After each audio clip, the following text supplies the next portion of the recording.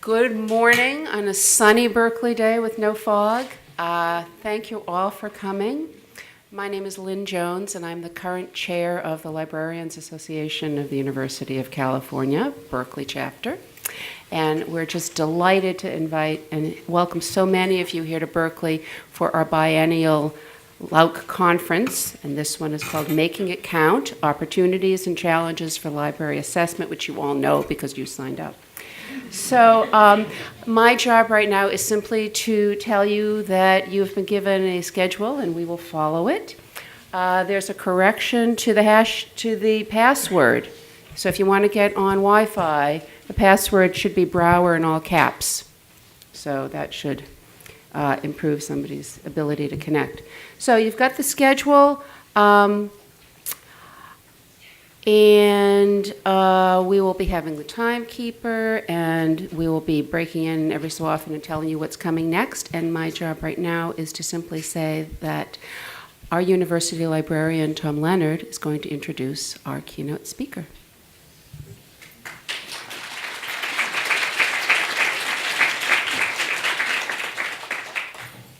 Thank you very much, Lynn. I think I'm also a second person to test the sound system. Yell at me instead of Steve if it isn't right.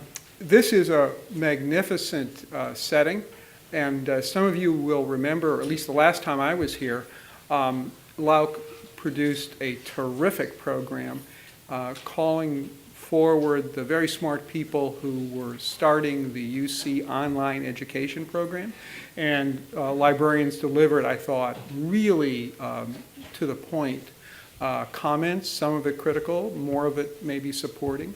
And it was a terrific conference. And I have to say that as I look at the progress of the system-wide online education program, it's probably gone the way of many pioneering efforts. So I feel a little bit haunted by this space. I want to, first of all, apologize for leaving as soon as I have introduced Steve. I was asked to welcome you. There'll be a good middle seat in the first row, just like on a plane. But the Library Advisory Board for my campus is coming in this morning, and I better be there to greet them.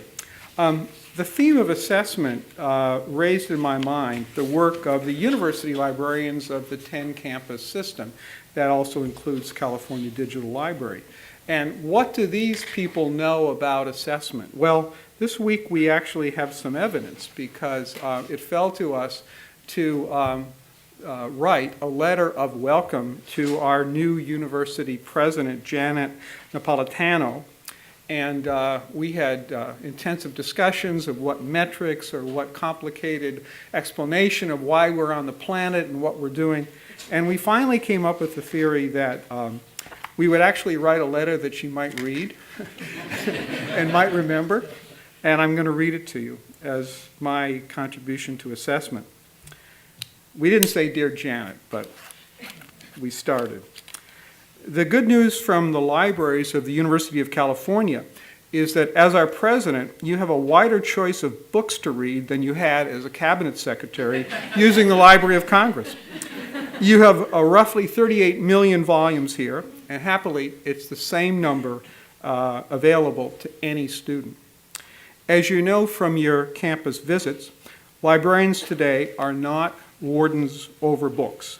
Libraries are deft suppliers of information to support UC missions of teaching, learning, research, patient care, and public service. We have made rapid progress, we stretched the point a bit, in making both legacy collections and new research broadly accessible. Digitization not only opens our holdings to searches, e-formats allow us to serve people with the visual disabilities who need, obviously, that service, and also to offer print on demand. We are part of the open access movement, including the support for state and federal measures to make taxpayer-funded research and data available to all. Now that the UC Academic Senate has an open access policy for scholarly articles, published by the faculty. We are eager to make this process seamless and rewarding. With your deep knowledge of government at both the state and the federal levels, we welcome your guidance on effective advocacy and implementation. You will recognize in the motto, Fiat Lux, most apt measure of university life by these policies that we support. Surely the motto fits the libraries, and they will be available. You will be able to say this when you are here to celebrate our 150th anniversary in just a little while. UC libraries, we continued, are so vast and ambitious that it is a good practice to recall the concrete things that we have done that make us proud.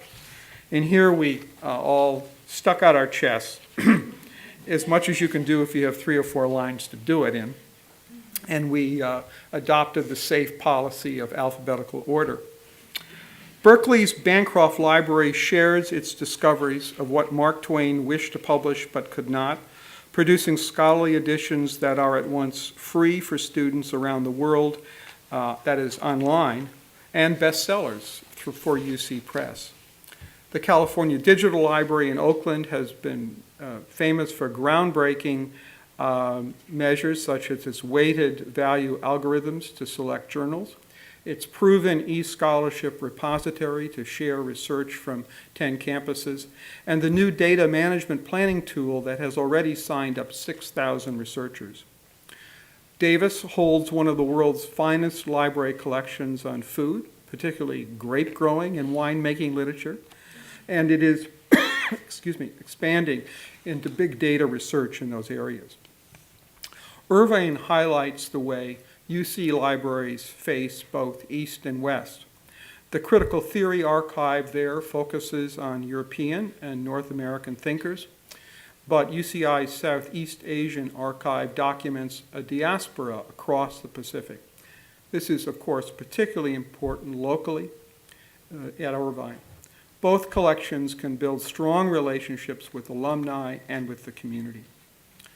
UCLA houses medical books confiscated from the Stuttgart home of a Jewish doctor by the Gestapo in 1933 and placed in this library by the family when the property was returned in the 21st century. Merced, proudly the newest kid on the block, taps the collective power of the combined UC libraries and pioneers new ways of providing library collections and services. Riverside is literally the stuff of science fiction, with a new PhD program in science fiction and technocultural studies that owes its existence to their world-class science fiction collection. San Diego holds the Papers of Dr. Seuss and is home to the collections of the Scripps Institution of Oceanography. The UCSD library is known for digital innovation and stewardship, and also known for a main library that is really a spaceship, or at least often is mistaken for one.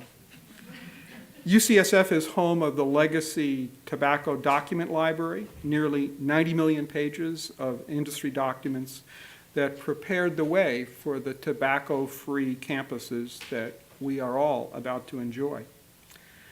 Santa Barbara was an international leader in the preservation of historical recordings. With help from the NEH, the Packard Humanities Institute, and the LC, Santa Barbara has transformed how scholars and the public know about early sound recordings. Santa Cruz's unique holdings include the Lick Observatory Archives, renowned artistic photography of the Central Coast, and as you saw on your visit there, the physical and virtual Grateful Dead archives. The UL at Santa Cruz notes that it was hard to get Janet out of the Grateful Dead archive. On your visits, that isn't in the letter though. On your visits, and they're continuing, she hasn't visited Berkeley yet, we hope that you will make a library visit, announced or unannounced, to see the way young people are using libraries these days and the learning opportunities we have created for them. Well, I don't know what Steve's going to say about that as self-assessment, but I do think it's an honest statement of why all of us should be proud in the line of work we've chosen and the institutions we represent. We really can tell a very good story. Probably some mornings you get up and you don't think about these things, but this could be a morning when you should. It's a pleasure to welcome the former Berkeley undergraduate Steve Hiller back to his alma mater.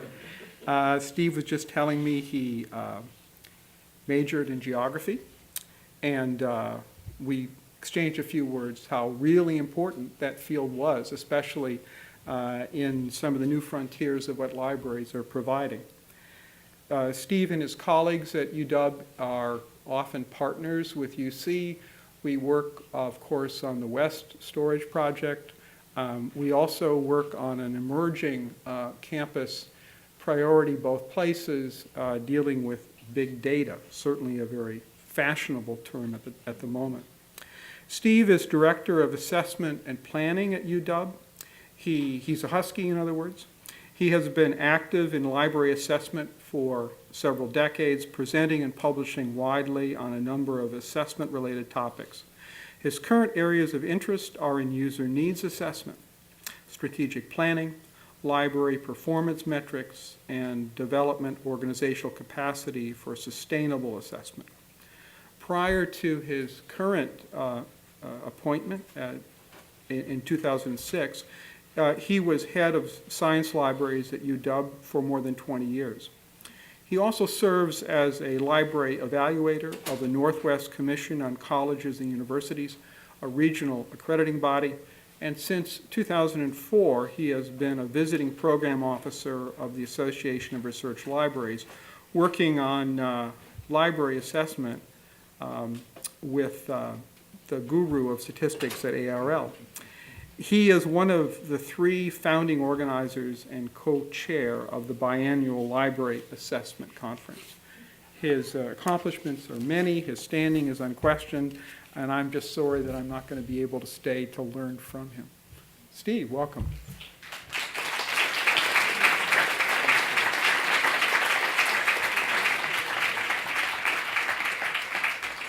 Okay, let me see if I can pull this up.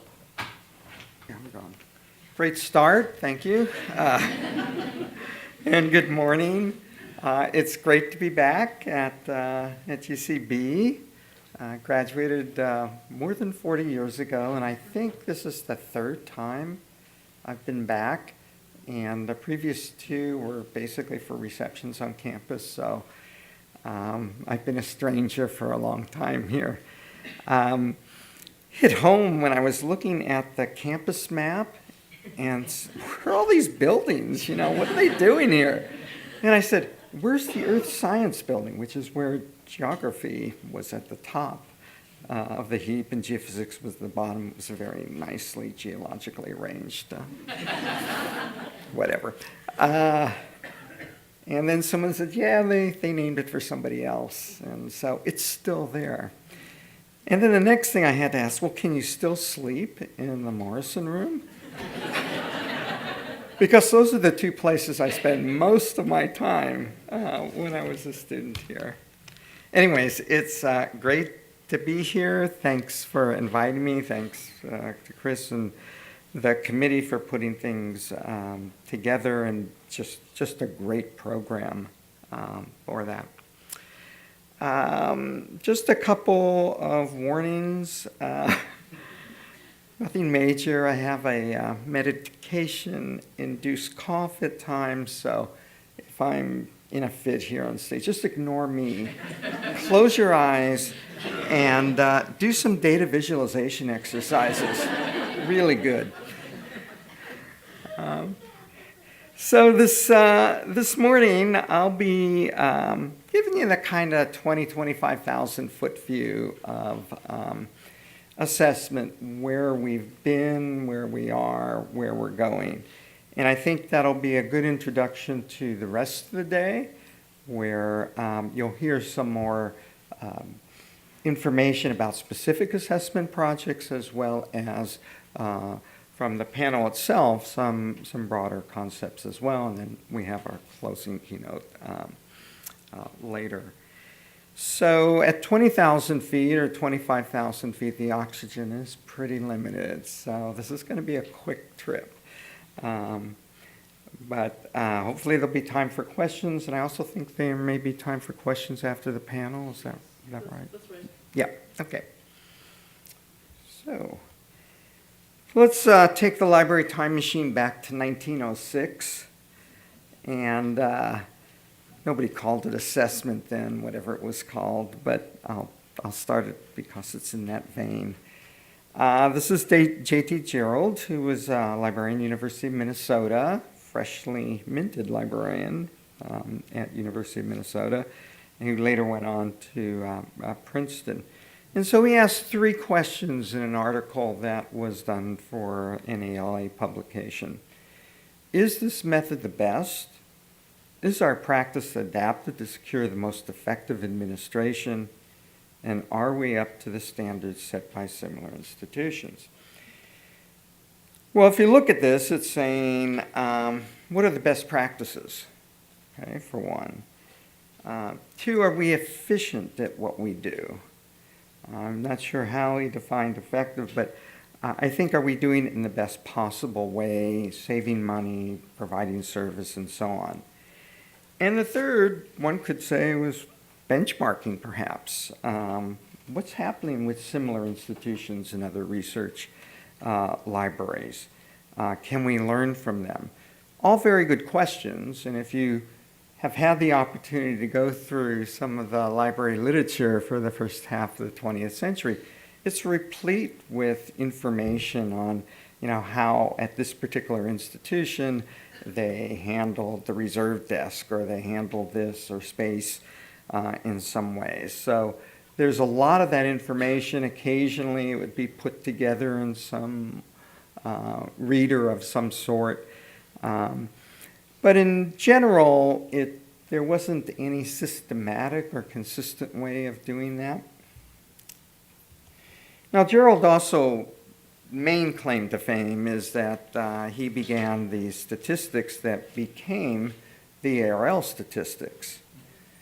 And this started in 1907, and wonderful questions he asked, but he didn't collect statistics on those questions. And as we all know, just getting agreement on what those criteria are for collection is difficult enough of just inputs. So what we have are basically inputs, measures or statistics here. Volumes, total volumes, volumes added, library material expenditures, and so on.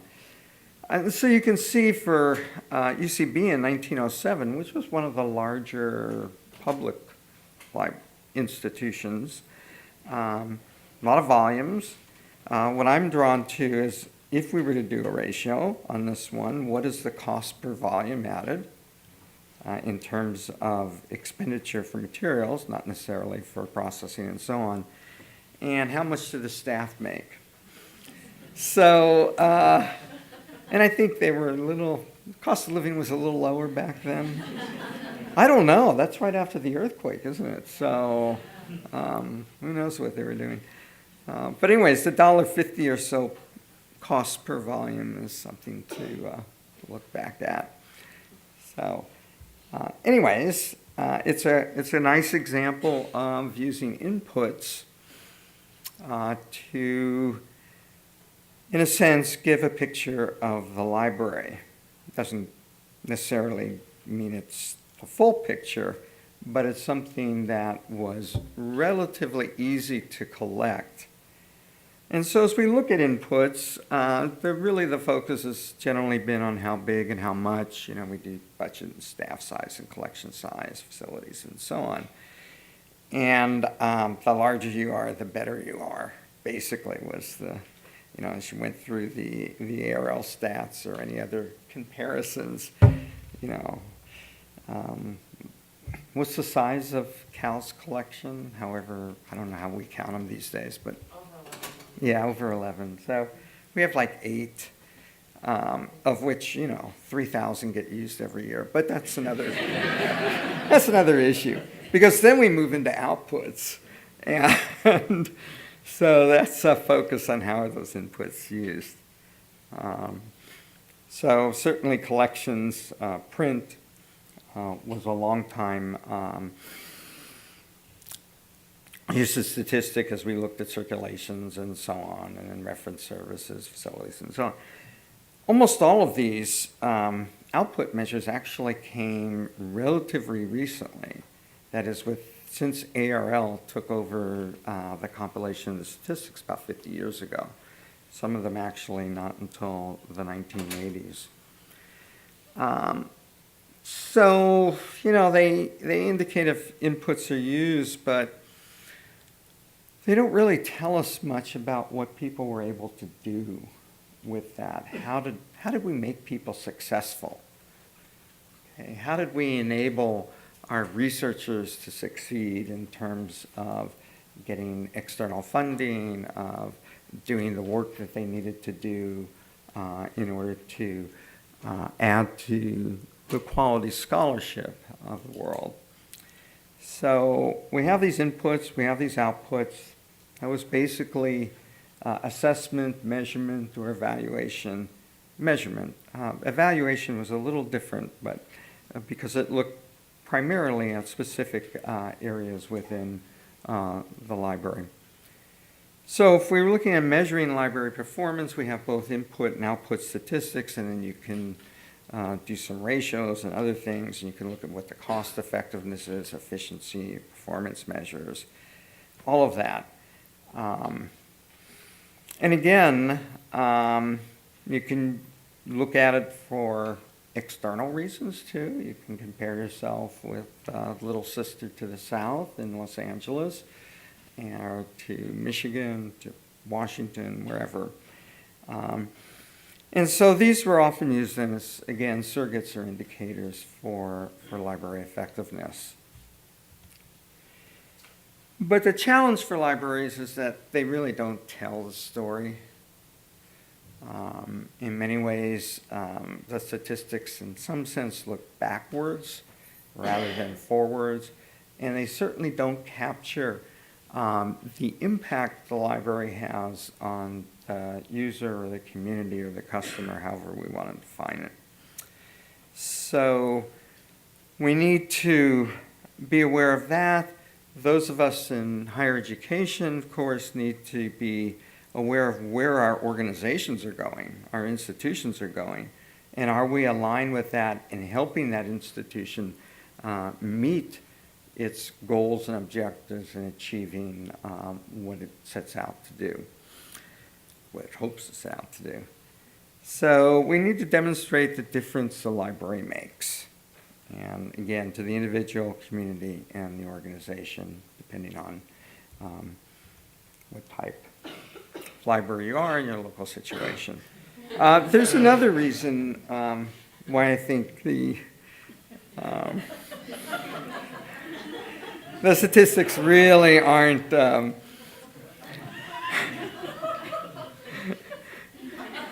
I just had this vision of 120 ARL libraries, and people are just having dartboards and saying, yeah, that looks good for this year.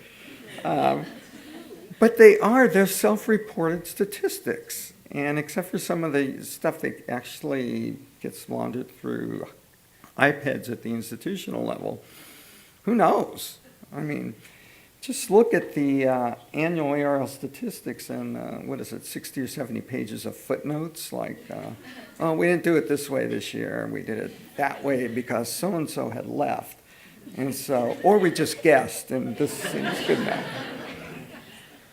And so not only may they be made up, but they're of questionable accuracy as well. So I hope the Scott Adams police don't come looking for me here. But I think in some ways there's a fair amount of truth in these, and we need to be careful on that. So anyways, now I get really serious, maybe. All right, so what do we measure? And here we have a couple of different quotes from folks who say the obvious, maybe, I don't know. But generally, what is easy to measure is Martha Carrilladou, who Tom referred to as, the statistics queen at ARL, is not necessarily what is desirable to measure. Aston, who wrote about higher education in general, said, again, more or less measuring what is valued, not valuing what can be measured. And then Joe Matthews basically said, measures are a waste of time unless they're tied to something, whether that's your strategy or your institution or whatever. Those are all good, but we also have, I guess it's not a formal policy at UW, but it's kind of an unstated one, that you don't spend more time collecting data than the measure is actually worth. And you'd be surprised how many people just love to collect that data. 3 years later, what did you know? Well, we're still collecting it.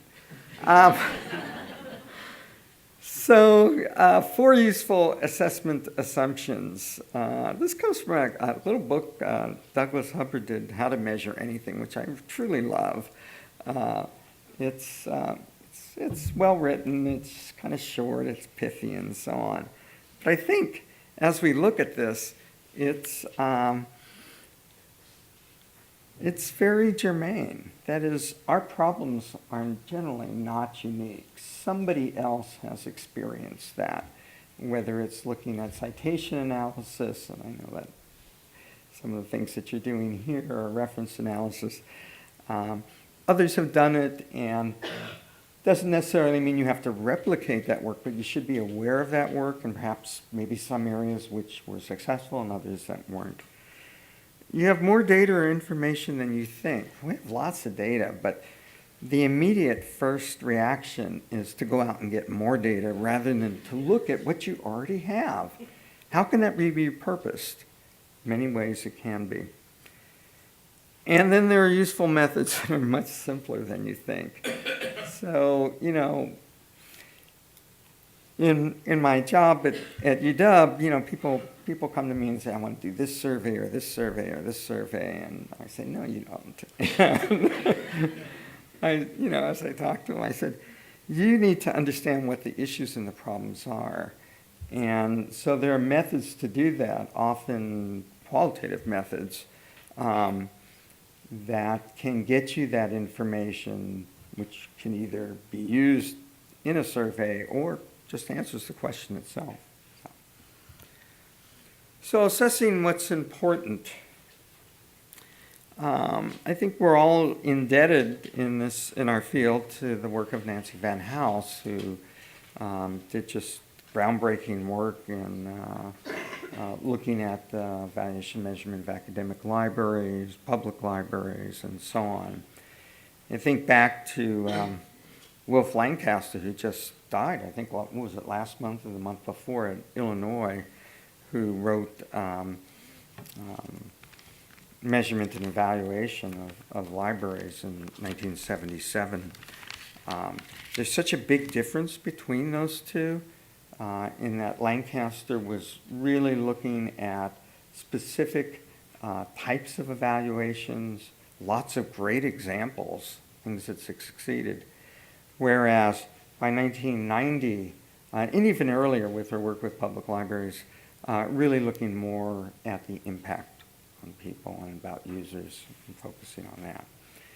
So, it basically boils down to, if you're in higher education, is your contribution to student and faculty success and the contribution to the institutional mission and visibility. And of course, those should be related, But you may also need to do other things based on your local situation or based on a need that has been identified already as an area that should be improved or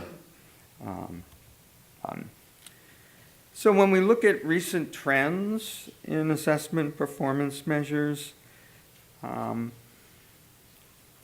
we're looking more externally, that is, not internally, at what the library is doing behind that curtain. That's important stuff. I mean, we certainly want to be efficient and effective and so on, but it really is with the user. How does that make our users successful? How does that tie in with our planning? And I don't mean, that kind of 3-year development of a strategic plan, but something that expresses your strategy in a way that you can move forward in a flexible and agile manner. So we're looking at outcomes-based assessment and metrics, multiple methods. I think another thing that's happened in the past 20, 25 years is really the acceptance of qualitative techniques within library evaluation assessment. Collaboration, institutional and other partners. And I think we see this in many ways, both at our institution, we should, in terms of collaborating with teaching and learning folks, as well as those in the research area, and those concerned with data warehouses and stuff like that. I mean, we should all be working towards similar goals in that. And then other partners, there may be things happening in the UC system, of course, that would be involved. Multi-institutional approaches or consortia, or working with other partners that may not be libraries in that. So if we look at, well, it's an old slide. We're past budget cuts. They should just say, you've passed the budget cut. Now, focus on the future. So, actually, during a budget cut, you should be focused on the future, but that's another. So what are the drivers here? Some of this is external. Actually, a fair amount, I think, originally was external. And, we all know about accountability and kind of now the affordability of tuition for students to attend. But accreditation has been a major driver towards getting good assessment going in institutions of higher education and libraries within those. There's also professional accreditation, which affects like engineering or law or whatever. Those areas moved, both the regionals and the professionals moved to an outcomes-based. That is, before, when the ABET, the engineering folks came, you just had all these numbers that you showed them, and that was fine. But now, they're more interested in student learning outcomes and what students can do with not just the library, but the whole educational experience there, of which the library is just a part. And of course, it's, again, focused on, not on us internally, but again, what we enable folks to do. And we've been through budget pressures and the networked environment, new tools for data capture. I think that's played a major role in the fact, particularly with electronic information, the ability to get finer and finer detail on the type of use in our users. So just a few. I've recently become involved in ISO standards work. For some reason, I'm now chair of some group that deals with library standards at an international level. And just spent a week in Copenhagen, of which I had about 90 minutes to see the city, and the rest was dealing with standards. But anyways. But even here, we're moving from inputs first to outputs, then to impacts and outcomes. And when we talk about standards, of course, standards can occur at different levels. We mentioned higher education accreditation. Certainly library associations, the ACRL standards on information literacy or higher education, so on. And we've just finished work on ISO 1 for International Standards Organization for methods and procedures for assessing the impact of libraries. So again, moving away from prescriptive, numerical, kind of hard measures towards, I think, more of a best practices model, which offers evidence-based choices. That is, you still need to show that these have been tested in some way and been successful. I have been doing this for 3 decades, but I've been involved in this for more than 20 years. And one of the big changes I've seen is that when we first started in the early 90s, a lot of it dealt with how do we improve our services by getting good user input. And that was important to do that. But I've seen as we've moved along that there's an equally, if sometimes not more important role for assessment to support advocacy. So again, we're moving beyond satisfaction, we're moving beyond internal performance indicators. We're using assessment data to support narratives. I think Tom mentioned stories and so on. And it's not necessarily the one-size-fits-all message. So in advocacy, you need to be very aware of who your audience is and what is going to be meaningful to them, especially when it comes to deciding whether to give you some extra money, for example. Oh, okay, the W is flashed. That means case study time. This is some of this is based on a presentation did at Library Assessment Conference in Charlottesville. So, like many institutions of higher education, particularly public ones, we took pretty severe budget cuts beginning in 2009. So the state funds were cut by 50%. They did say, yeah, go ahead and increase tuition, but that meant that went up 50%. Thank God my daughter had graduated 2 years before.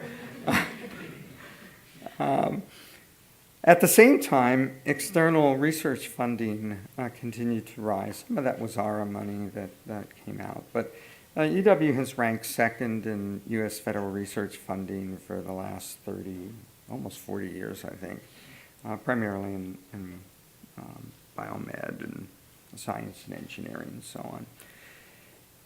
So, right there you see 2 areas which are going to be really critical for us to focus on. How students are paying more, but they're getting less because we've had to cut. How can we make a case to get more investment from the university to provide student support, whether it's in space or whether it's in instruction or other things. The same with research funding. How do we keep this machine running? So you can see what happened here to us. We lost 48 positions. Fortunately, all the librarian positions were vacant positions, but of course that kind of wipes out your future to some extent. So there were about 10 or 12 layoffs of support staff, and then we lost about $2.5 million in collections budget. So it was pretty severe.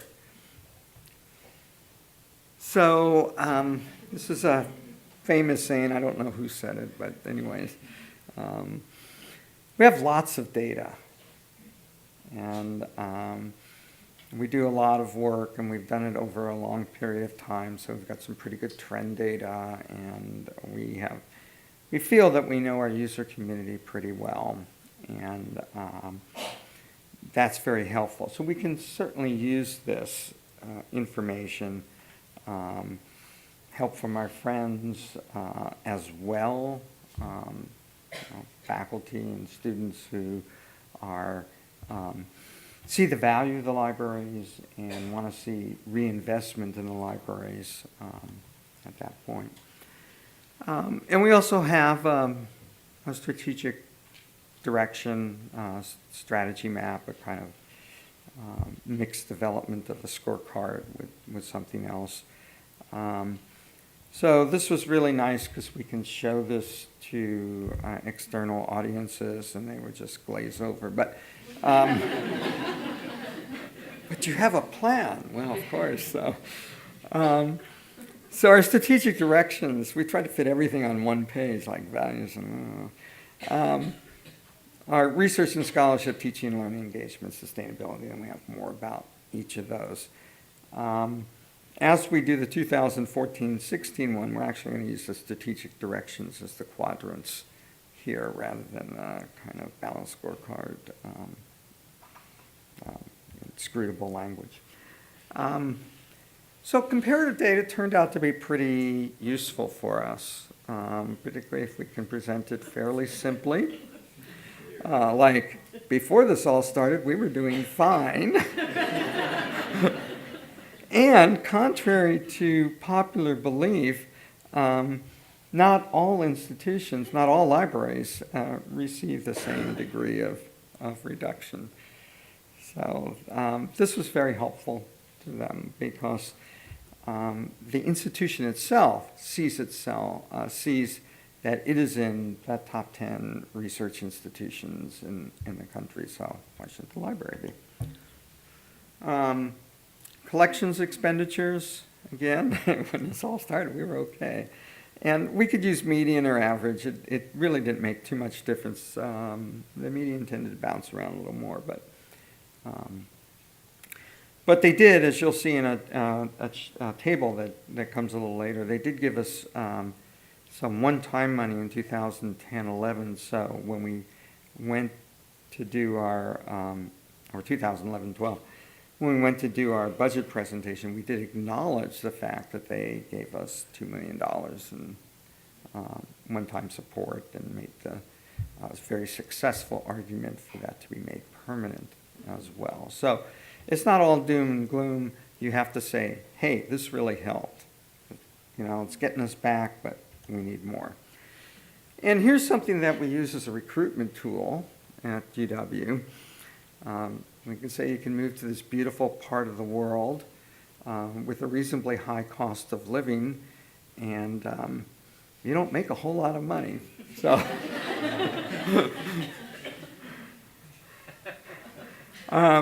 you know, we've got our first salary increase in 5 years this September. So the only other salary increases were for people that were promoted or had a competitive offer. Surprising the number of people who have competitive offers, right? So when we do the 2013-14 era, we'll bounce up a little bit, but it's pretty dismal stuff. And so just to focus on students and research support, I thought we were really successful, particularly when the university was moving to activity-based budgeting so that the schools and colleges, those people that generate credit hours, could get that money directly. Those units that don't generate credit hours, it's a little vague. But anyways, we did really well in FY12, then FY13 and FY14. So, and I think the data was very, very useful. It accompanied a narrative. It was short, it was sweet. It was aligned with our strategy and so on. So, just a couple things which you've probably done here or at your institution, wherever it is. Make sure that you align whatever strategy you have with what the institution is, because that's going to show how you're contributing to the effectiveness and the visibility of the institution. Build on your existing strengths. Doesn't mean you have to do the same thing that you've been doing, but that you have proficiency, let's say, in describing something, whether that's metadata or cataloging or whatever. Use the evidence, enlist the support of others, show the library as a change agent. But you know, we could have had the best data, made the best case if we didn't have the university librarian who is able to work effectively with our provost and the administration Do they have great confidence and trust in? Who knows what we would have had? So it's really important that I think we recognize the value of those relationships. What am I doing? Okay. So just going into post-1990, actually this is a quote from 1973, isn't it? Well, I went to Berkeley, so we'll anyways, Orr said he had a theory of library goodness, okay? But it wasn't how good is this library, which is the traditional thinking, okay? We have all this money, we have all these collections, we have all this staff, we have all these programs, blah, blah, how we're really good. But rather, how much good does the library do?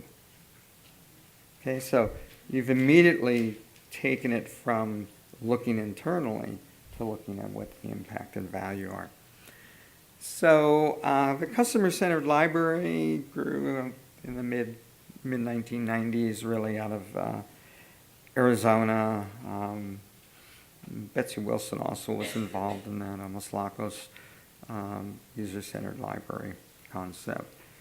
But this really then tended to shift the focus to the customer, to the user. Why were we doing this? Because the correct answer was not, we've always done this, but rather, we're doing this because it has a really positive impact on teaching and learning or research of individuals. And Lorcan Dempsey's always kind of interesting. You know, this was, I think, a number of years ago, 2007. But he kind of got it. He generally gets it right. That we need to understand our users and that the world they live in and the world they do their work in has changed dramatically in the past 10 or 15 years. Computational science has changed everything, but that's another story. So, you know, it's the whole resources scarce, attention abundant. That was before, now it's attention scarce, resource abundant. But the idea here is they could go somewhere else. So, so we need to be able to embed whatever we do into the way they work or the way they learn, or depending on what kind of library you are, you know, their leisure life and so on. So I think those are good things to consider, particularly when we don't see many of our clientele coming to the library as we used to. We have some wonderful charts based on surveys that we've done, which have shown just such a substantial decline in the percentage of faculty who visit and the percentage of graduate students, but yet the percentage of undergraduate has gone up. So that's all real useful information to know. But if we want to get information on research needs and so on, we're going to have to go out and talk to those folks. So.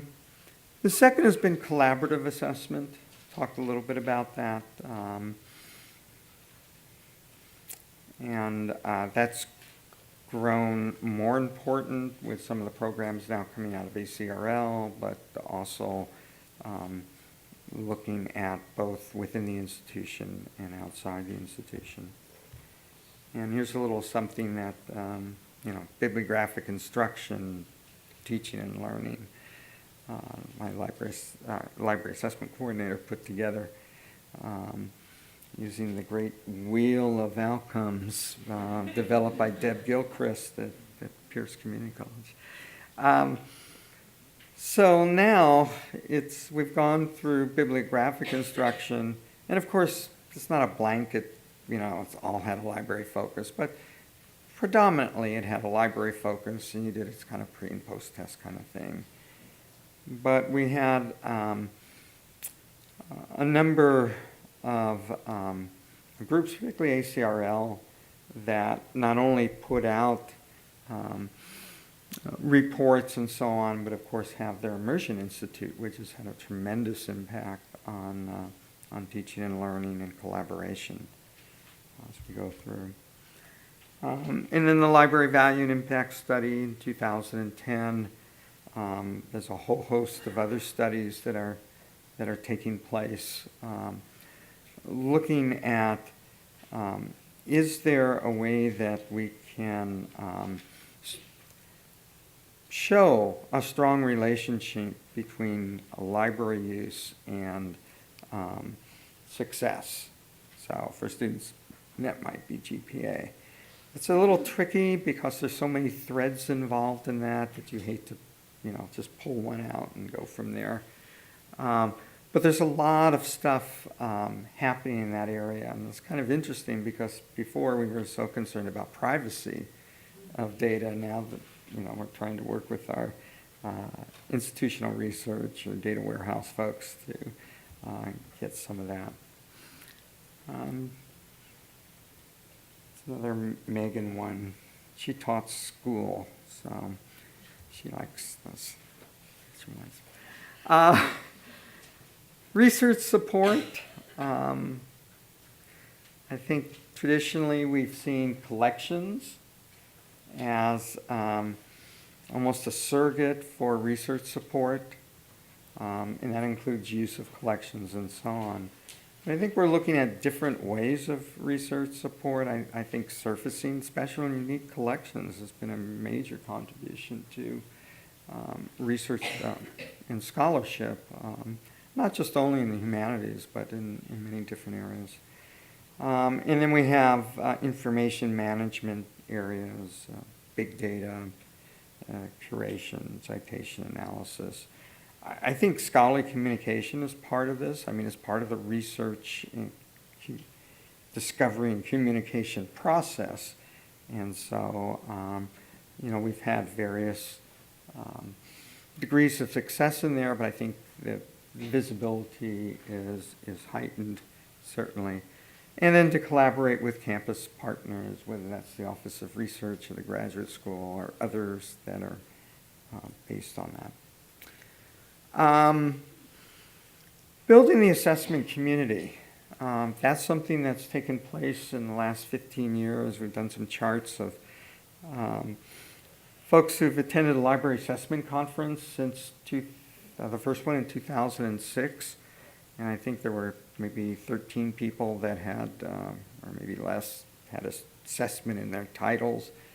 And then in 2012, I believe there were 90.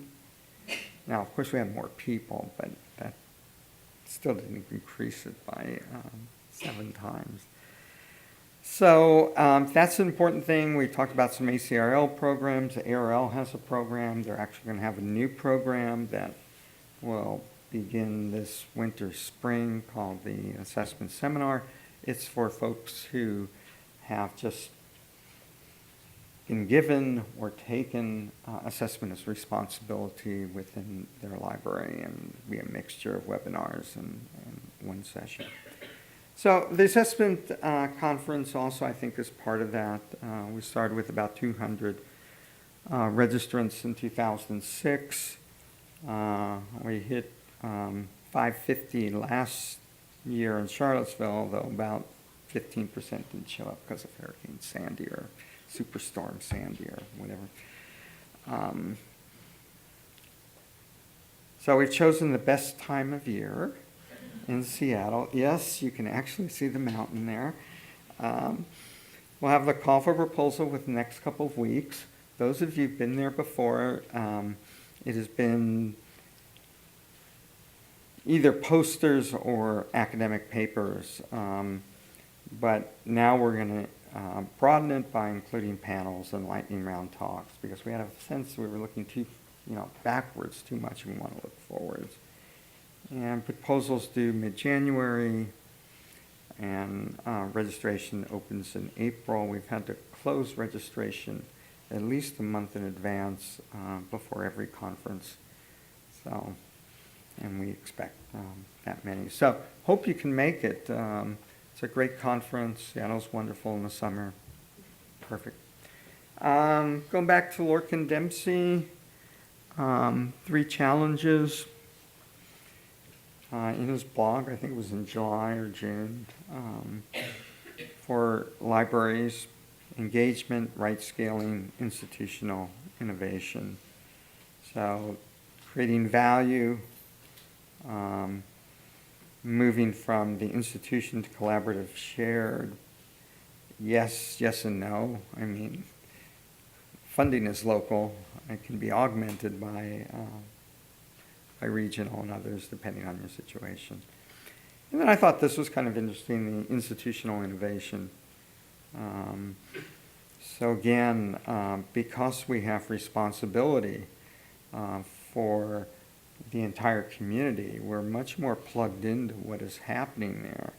And we can look at changes in environment and expectations, as well as the type of research that's coming out, particularly interdisciplinary, cross-disciplinary research. So I think I'll leave you with these 4 questions. I think in 106 years, it's okay to add a question, so we'll do that. So think about it. What do you know about your community? And if you're here, your faculty and your students and your administrators and so on, to make them successful. Okay. Too often, I think in libraries, we've just put something out there without understanding, do people actually need this, or can they actually use it in the way we've put it out? Don't ask about our Orbis Cascade shared ILS system implementation. Actually, you can ask me because I've not been involved, so I'm one of the few people that are still walking. So who are your partners in collaborative assessment? Again, think both within the institution and outside the institution. How do you measure the effectiveness of your services, programs, and resources, and how they contribute to user success? Outcomes are really difficult sometimes for certain librarians, probably others, to come up with. We have these kind of vague goals and so on, but sitting down with folks and saying, okay, well, what's it going to look like? What do you want to achieve? It's a little different, but it's absolutely critical to success in using all of the resources that you have at your availability to move forward. And then the important one, what do our stakeholders need to know in order to provide this? I love the letter that Tom read because it didn't go into all this useless detail, but which I shouldn't say useless, but lots of numbers. But it basically said, okay, the 10 campuses, here's what we do. So much of that was focused on students, which is really important these days, as it always has been, but I think even more so that students are paying a larger cost of their education. So as we go through the day today, you'll get some more detailed dives into that specific types of assessment and evaluation that takes place. You also have some broader based ones. But think about this as you go home or go back to your jobs and say, okay, what are we doing here? What are we trying to achieve? Do we have the capacity? What's our capacity? There's a whole range of questions I'm not going to get into, but certainly enjoyed talking to you. You've cured my medication-induced cough to no end. I feel I should just be up here the rest of the day, and then I could walk home. I'm cured.